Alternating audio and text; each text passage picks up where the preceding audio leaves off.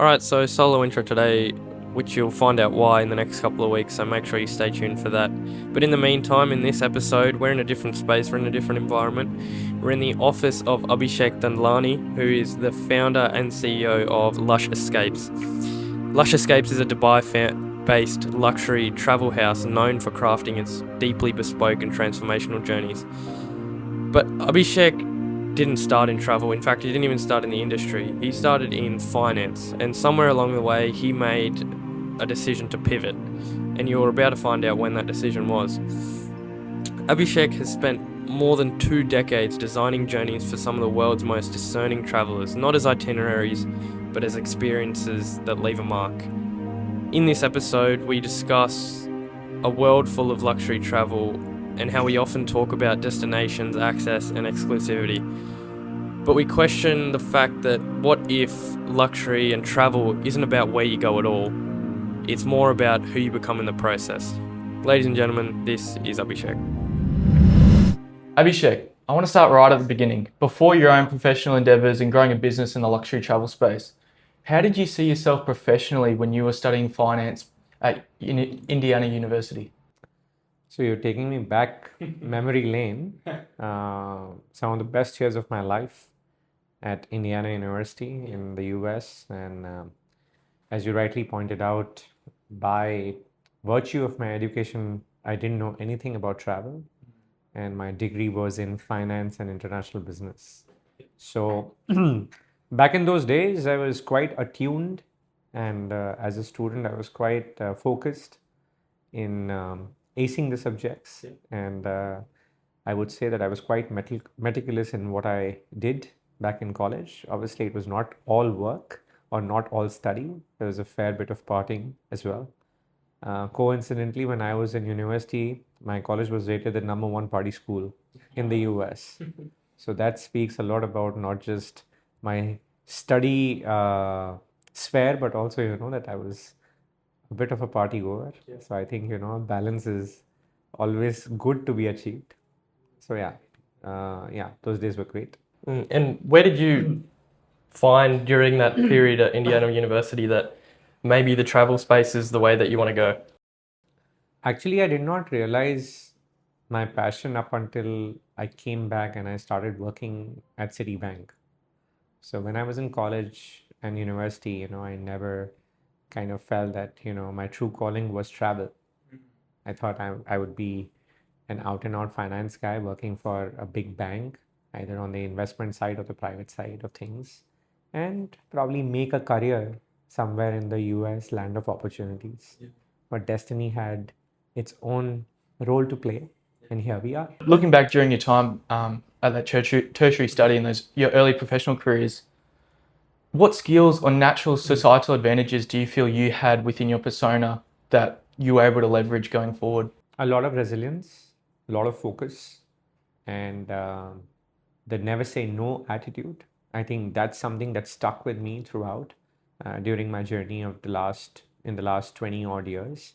And I think it is utmost important for one to be resilient and also perseverant at the same point, to be able to drive his passion. In that period when you learnt those things, did you have anyone to push you forward and come back from setbacks? So I've been destined to have a very solid emotional system, both within family and also a great circle of friends who have always guided me and given me perspectives and tried to, get me out of situations as and when I've been in one. But I would say that over and beyond that, it is my self-drive and self-motivation which has gotten me to where I am today. You've spoken to your skills and qualifications that you felt, you've driven from an early stages in your career. When you were in those corporate jobs, Citibank and those to follow, how did you know it was necessary to prioritize the feeling that something was off or that you should forge your own path and pivot accordingly? So for me, it basically became a little bit mundane And the kind of work that I was doing at the bank or within the financial sector was not making me go, was not making me get out of my comfort zone. And I was on in this constant struggle of finding what I would want to pursue as a career. And that is when the inception of me having to travel the world and having seen a lot of places globally and having to uh, partake in a lot of experiences came in very handy, and that is what actually led me to look at the need gap that existed in that point in time within the Indian subcontinent and the Middle East, to jump on the bandwagon and do something within the luxury travel space. Did you always feel that pressure to kind of know what you were doing and the idea that, there was a set path for you and, or did you feel like I'm going to figure it out eventually? Yeah, so when I started Lushescapes, I did not know the T of travel. Really, I did not have any technical knowledge. I did not have any diplomas or certifications from the travel domain. The only acumen I had was the gift of assessing attention to detail and also the fulfilling of the element of service which did not exist within the travel fraternity or luxury travel fraternity, because at that point in time, we're talking 20 years ago, luxury travel was very relative and there was a huge need gap that existed within the service element for luxury travel. So you need to actually know your subject, you need to be a master of various geographies to be able to pitch that to the avid traveler. And I felt the only way to do that was to live the dream by visiting these locations, by experiencing all the plethora of opportunities or activities that were available at these locations, and then educate the client, educate the traveler. So I found that as the biggest piece of the jigsaw puzzle which was missing at that point. And I just, focused on that, and then we went along. What did those activities and places look like? What did they comprise of? So if you have, if you were to go on our website and on all our social media platforms and the Insta handle, you would see that it is very seldom that we are pitching a specific destination. Within the destination, we are pitching or we are propagating activities or experiences that are preferred by travelers like yourself. So we are wanting to move away from the tourist trap, and we are wanting to customize these experiences to the requirements of the individual or the families that are traveling together. So to answer your question on a very macro level, these experiences are segmented into specific special interests. So you have adventure, wildlife, gastronomy, you have art and culture, you have wellness. So these are the 5, 6 main categories. And within those special interest themes, then we have a plethora of activities, right? And how we go about planning these activities or experiences is when we onboard a client, we do a discovery call or a discovery engagement to understand your travel preferences, to understand what has been the historical trend of your travel and how that has evolved over the years. Over and beyond that, we also try to uh, figure out and we try to gauge what is your aspiration behind the travel, so that when you come back, it is not just the destination that you have been to, you yourself come back as an evolved person. So you've spoken to, the feelings and stuff that you're looking to evoke when you have that discovery call with your clients. But for you, what do you think your first meaningful moment of travel was? And beyond the experience and place as a title, how did it actually make you feel and what did it bring you to realize? So I will go back down memory lane again and I will tell you exactly the Eureka moment of how Lushescapes was started. It was not started by me sitting in my bedroom or in my office. So I took a trip in 2007 December. Along with my wife, we went to Maldives. That was the first time that we went to Maldives from India. At that point in time, Maldives was very virgin. It was not on the tourist map, so to say, as it is now. So we went and we stayed at a uber luxury resort. And while we were sitting and while we were staying at that resort, we found out that over and beyond us as an Indian couple, there were no other Indians to be found at that premium accommodation, right? And because at that point in time I was in India, I just put two and two together and I felt that there is a big need over here.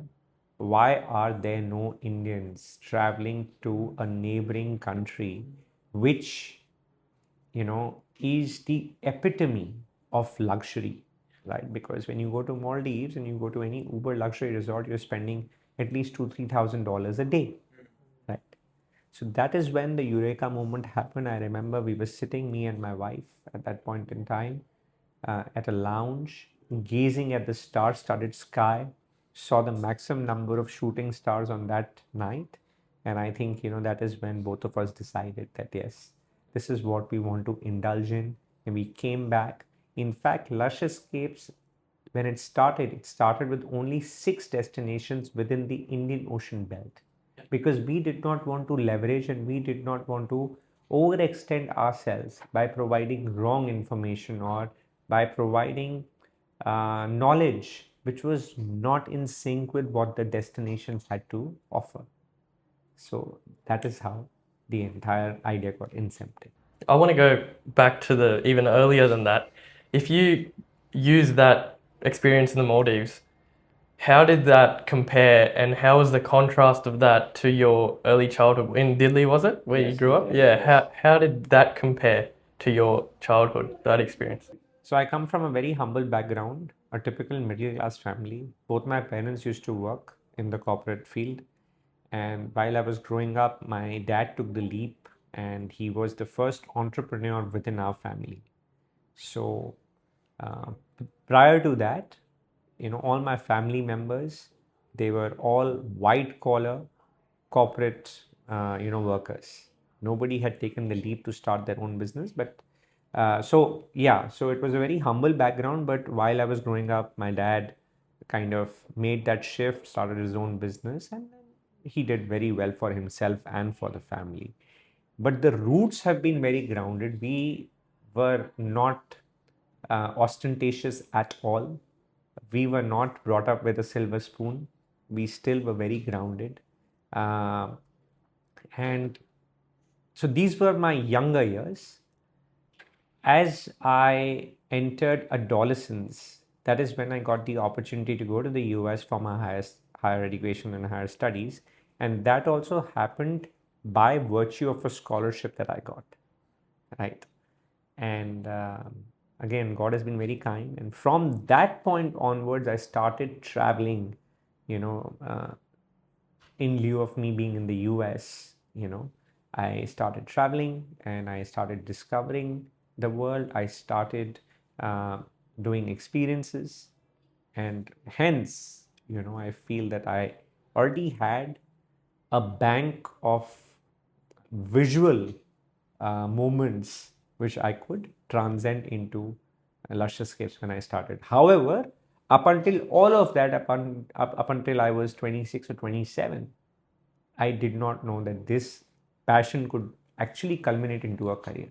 And well, it's a motto that sits right behind you. More than destinations, we curate revelations. And I thank you for sharing the experience of the revelation that you had seeing the Maldives. And it was the year after that, in 2008, where you founded Lushescapes. And you've already spoken to how you were kind of looking to fill the void within the luxury travel space. But especially that industry, it's hard to pronounce yourself when you don't have the reputation and experience to back yourself up. So how did you approach those first few years? Oh, it's been the first few years have been very tough. It is very hard to establish yourself as a subject matter expert when you don't belong to that industry. So I would say not even the first few years, I would say the first decade of my journey has been extremely tough to be able to get the credibility going and for people to see me as a subject matter expert. So I feel that I would give all the due um importance and all the due recognition to my clients who actually entrusted me during the first, I would say, 5 to 10 years of my journey, right?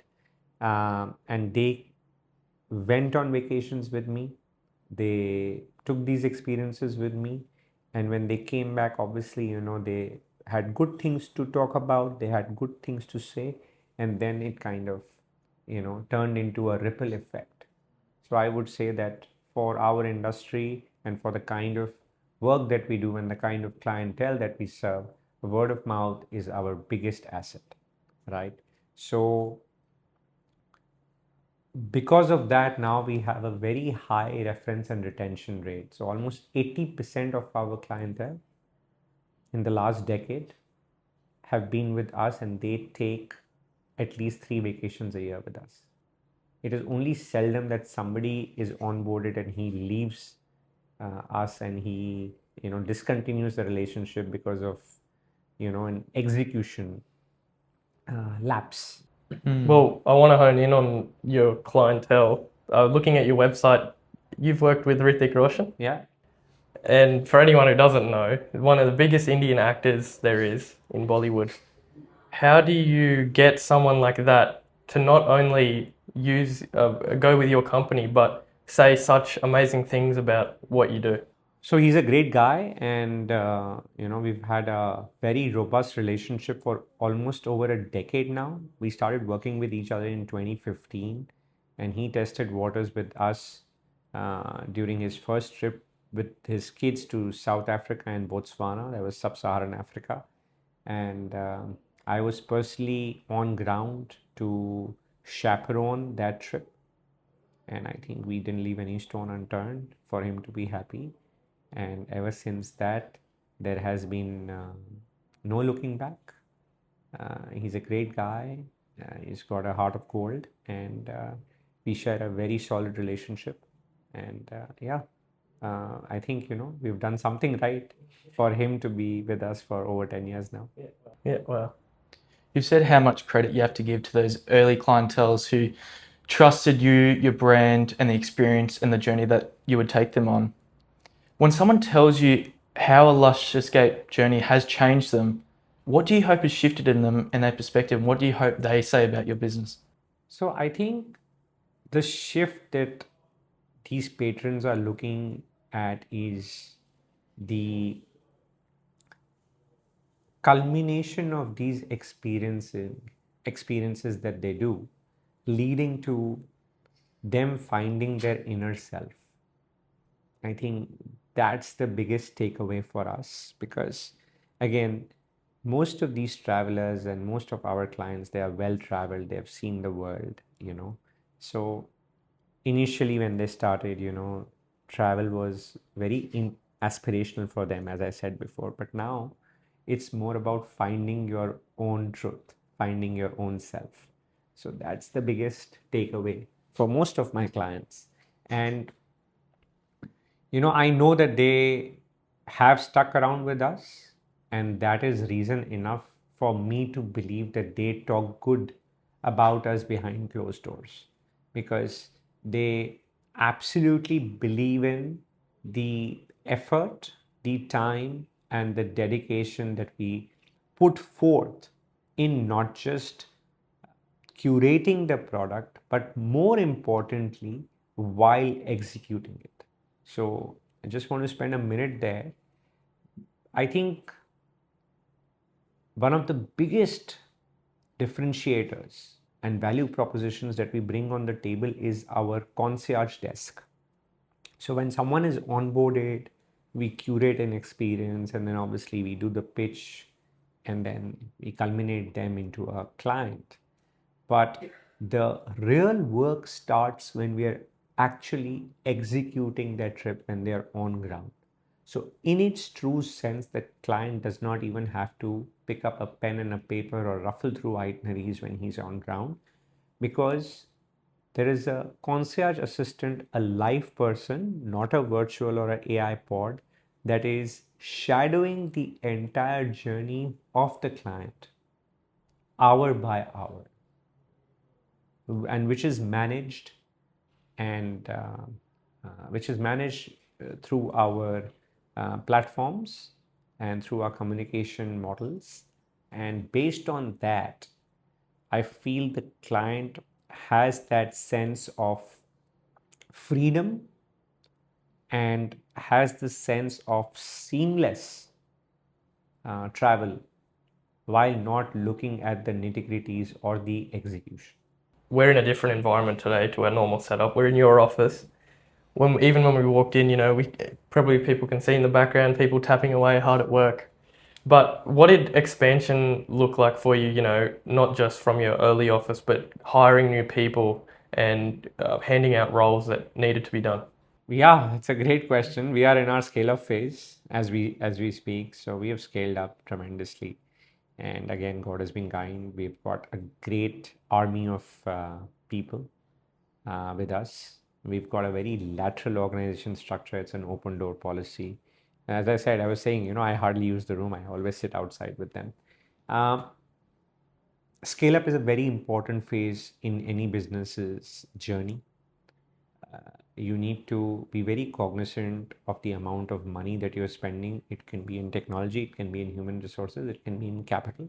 But it is very important for you to have a clear cut focus on what the end goal is.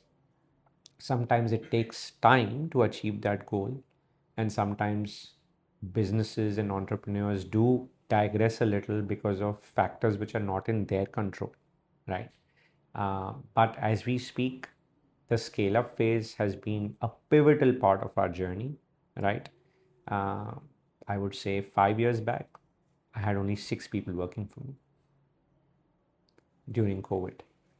Now we have around 16 people working for us. So that's a threefold increase in just the manpower, right? And obviously the business has grown as well. But the second phase of our scale up, which is we started last year and still happening now, and it's going to continue till 2026, is basically to branch out into new territories, come up with new products, like we have the World Charter that we've launched last week, and let a larger diaspora know about what we do and how we are different from the rest in the market.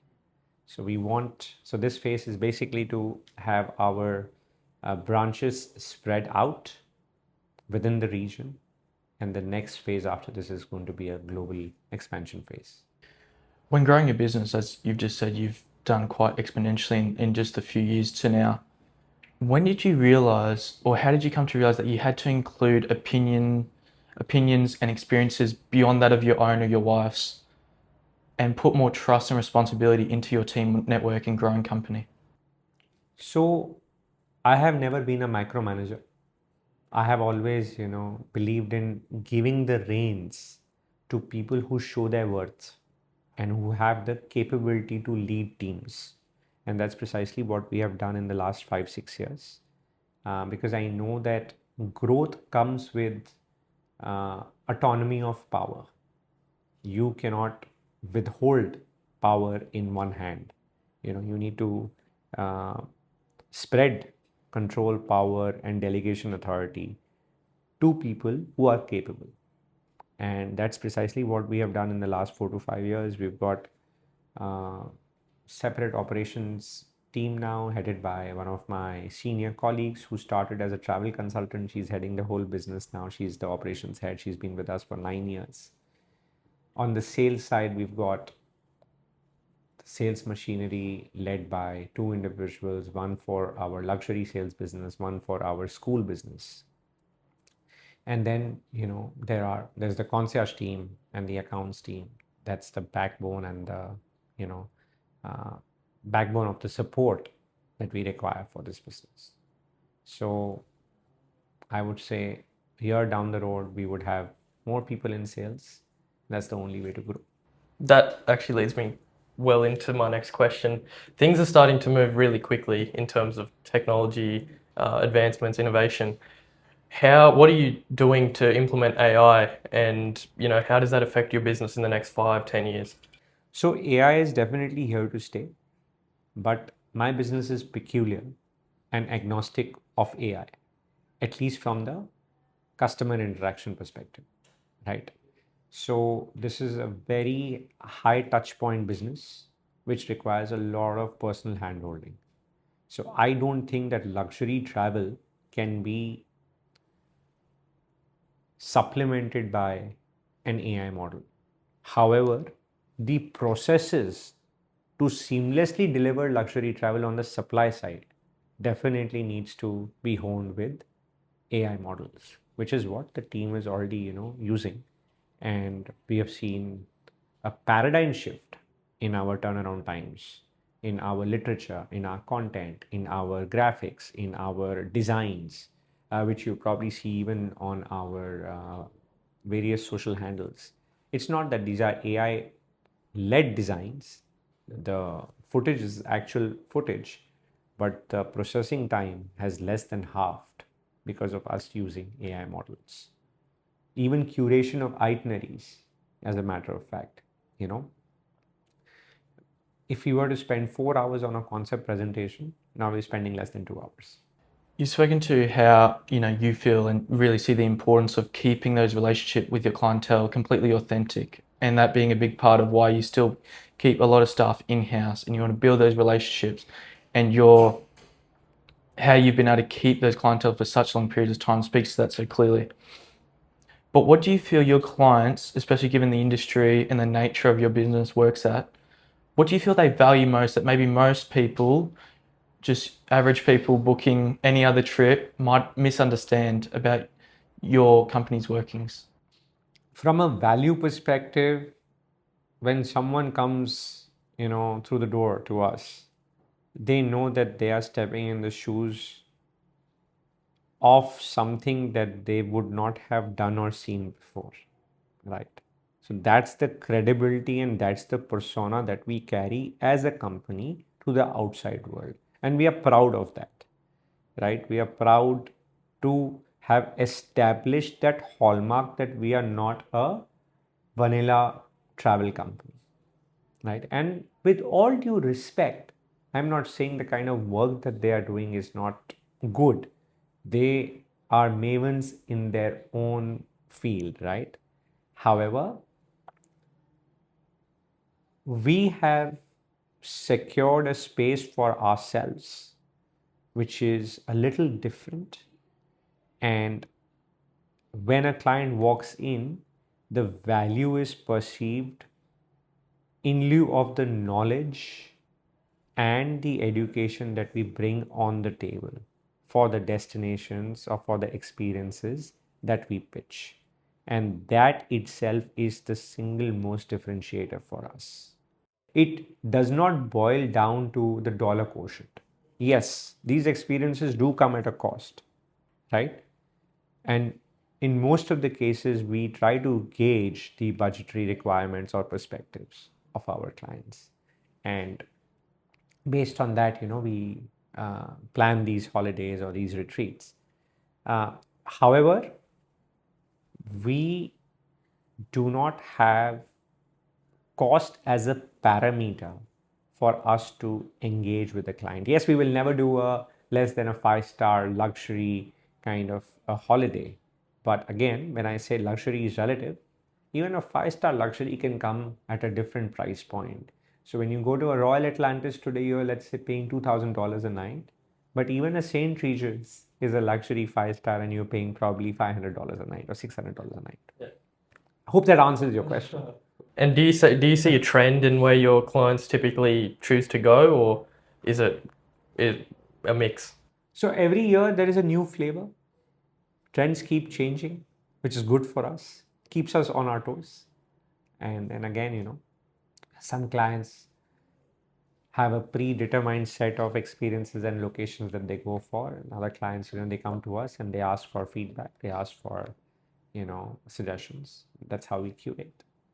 Your concurrent advertisement now, the Meridian One experience, what trend and flavour do you feel that's led to take you on being 2026, the start of the year? Meridian One has been my brainchild and has been a dream project for quite a few years now.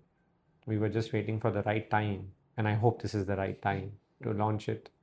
There has been a lot of groundwork, there has been a lot of research, there has been a lot of introspection that has been done to curate this product and select the kind of destinations that we have.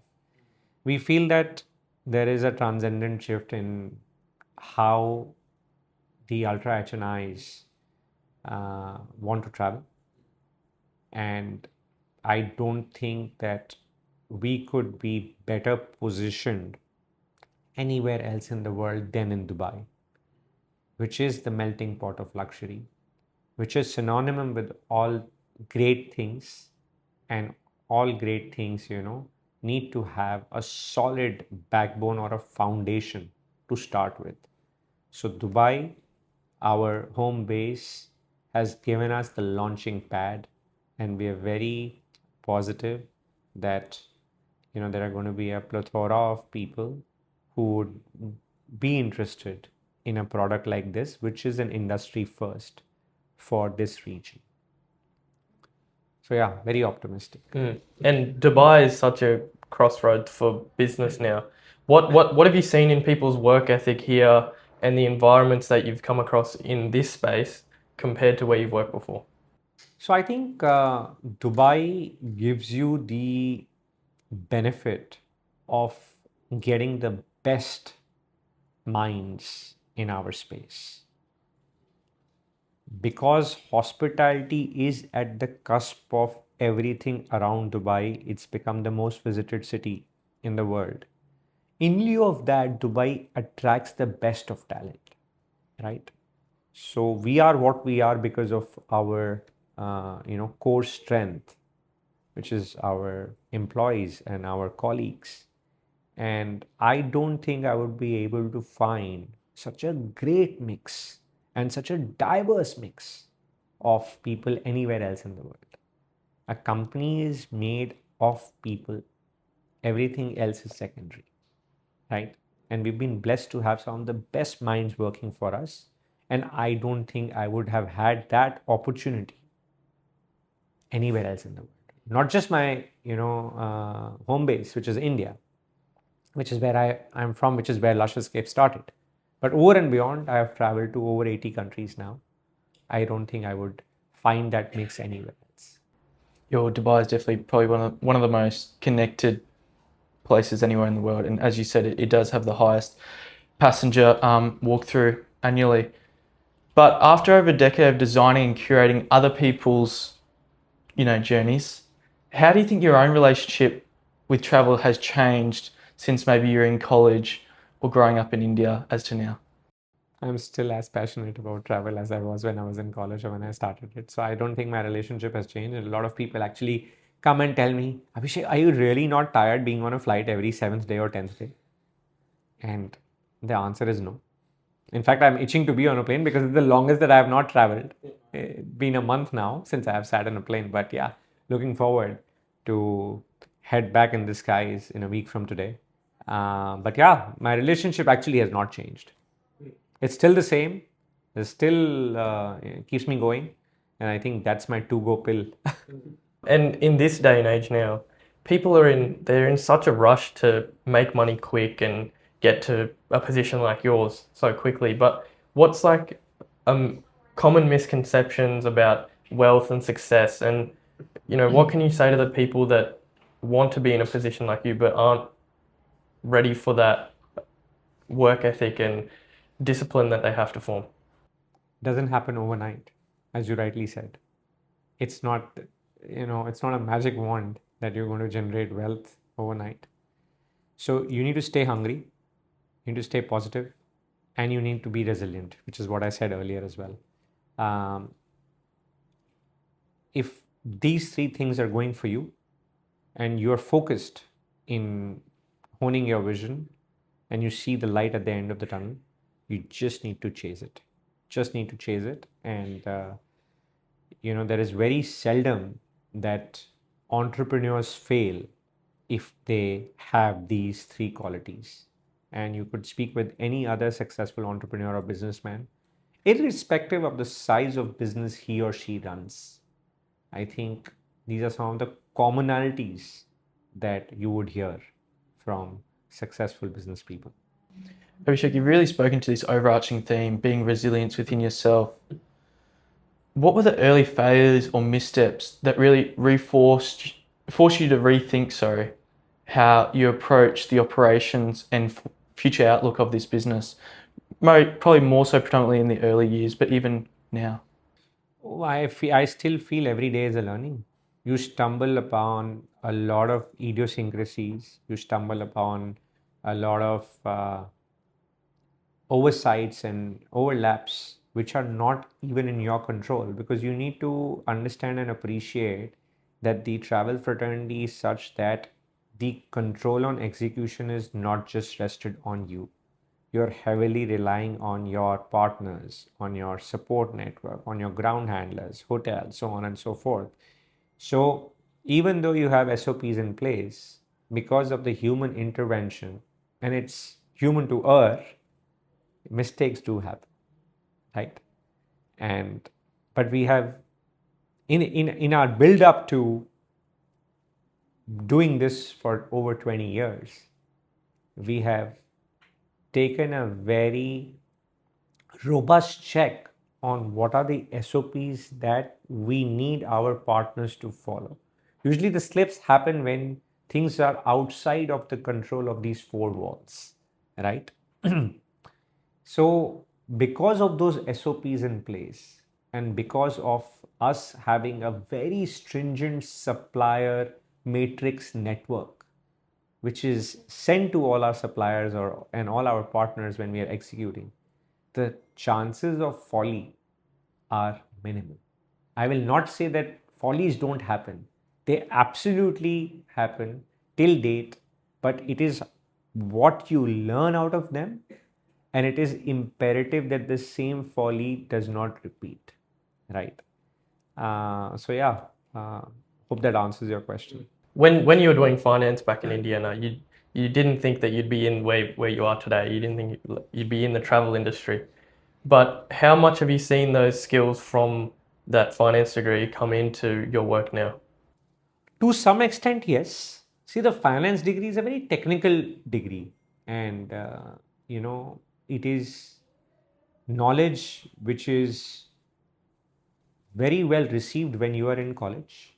But the application of knowledge, until and unless you are doing something technical, is not put to use. However, what is put to use from your university days or college days is the kind of exposure, is the kind of network, is the kind of peer group learning, working in teams, all of that as a culmination is put to use in your day-to-day working environment. And I think that is substantial enough and takes you onto your journey to achieve your goals and aspirations. Your business is a massive focus for you, but where do your interests lie outside of Lushescapes? I've been a runner for the last 12 years. I've recently stopped because of my knee injury, but I was an avid runner. Used to run around 50 kilometers every day. What you see of me is not me being in my best form or best shape. Prior to that, I was very obese. So for me, it was a transformation that has happened over the last 12 years, and I have stuck to it. So I'm proud of that. So we have seen each other on the paddle board. So I love being active. I love outdoors. Love spending time with my family. And yeah, just travel the world, man.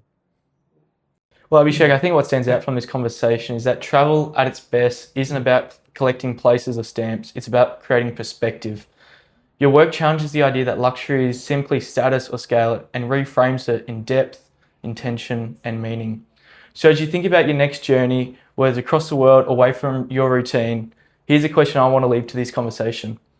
Are you traveling to see more of the world or to see yourself more clearly within it? Thank you so much. Thank you so much. Appreciate it. Thanks a lot.